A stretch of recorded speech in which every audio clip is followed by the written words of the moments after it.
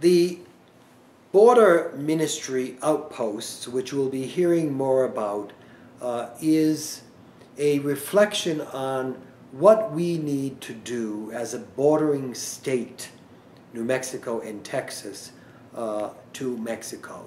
A bordering state, if you will, of activities going on the borders, of people who are suffering, people who have crossed the border with little money, clothing, housing, information, many, many years. There are parishes that are opened to an expression of border ministry, and I am happy to encourage and to look for additional funding to begin this new and important ministry in our diocese. A ministry which embraces migration issues and migration issues, and those people who are people of God and people who need our attentiveness. I will say much more about this facet of border ministry outposts, which we hope to develop in this new year. But it will be, I know, a very dynamic ministry of Christ who is concerned about the poor, concerned about the outcast, and concerned about those who are hungry and homeless. Also, we are hoping to have a greater focus and to the Hispanic, Latin American ministries in the diocese.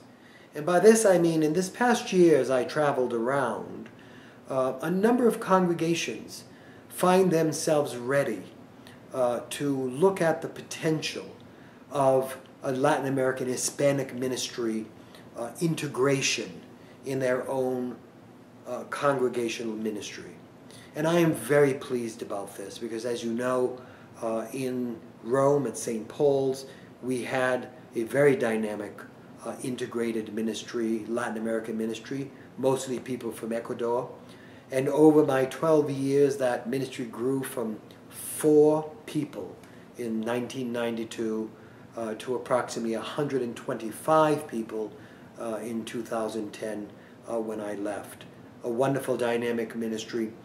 The advocacy and education of equipping parishes and leadership who, in fact, would like to invite Hispanic and Latin American peoples to come into the larger ministry of any given parish is what we want to be able to encourage, we want to be able to put resources into, and we want to be able to provide prayer books, for example, and Spanish hymnals, and educational forums about the nature of Hispanic culture and Hispanic ministry.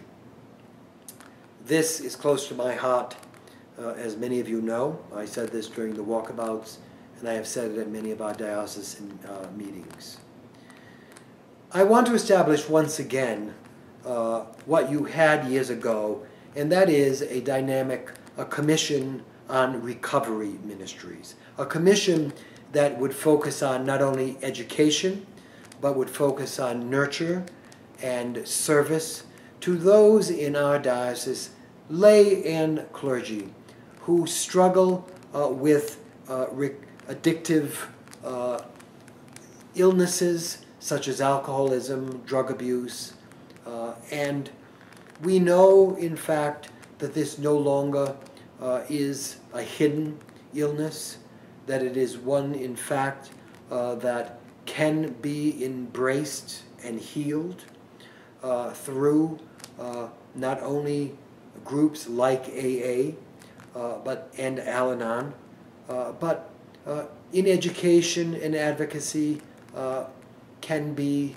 a healing process in which congregations and people understand that these addictions, if you will, are something in which recovery is certainly a possibility, and is certainly that which many people certainly embrace and are open to. I want to restore that because, in fact, since I have been here, there are a number of people that need that support.